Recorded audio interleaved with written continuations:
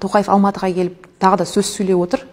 Басқа тілдің бәрін білуіміз керек, жаңағыдай қазақ тілімен шектеліп қоймайық деп.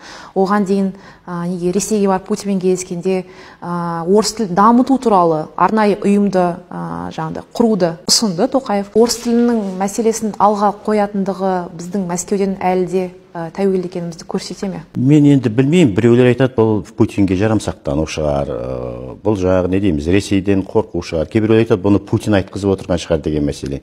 Мен өз ойымша ондай емес, бұл Тоқаевтың өзінің көзқарасы.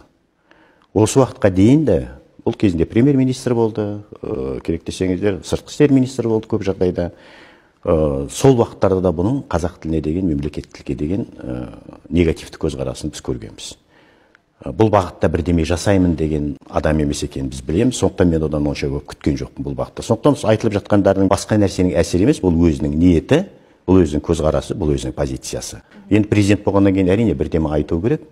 Сондықтан бұның әуел кезде жақсы бір-екі сөз айтты. Қазақ тілі ұлтаралық қатынас тіліне айналу керек деген мәселені айтты. Алғашқы несінде президенттік сайлау алды бағдарламасында 19 жыл мен қарап шықтым. Сол уақыттарда қазақ тілінен бастау керек деген сөз айтты.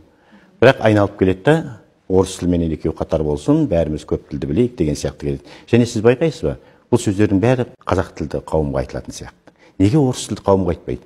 Кешіріңіздер, көп тілді білуіміз керек деп. Оларға айтпайды да, олар өмір бойы бір тілді біледі, және сол бір тілде қалды осы 30 жылдың ішінде. Ең болмаса өздерінің өмір сүріп тұрған елдерінің тілдерін білмейді. Неге соларға қаттырақ айтпайды жағы? Ең болмаса барлық тілді білулерін керек қой. Тек қана орыс тілі емес, қазақ тілін білу керек қой. Бізге айтады қазақ тілдерге. Қазақ тілімен ғана қалмайық, орыс тілін білу керек қой дейді да, екінші жағын айтпайды. Бұл екіжүзділіктің бір белгісі.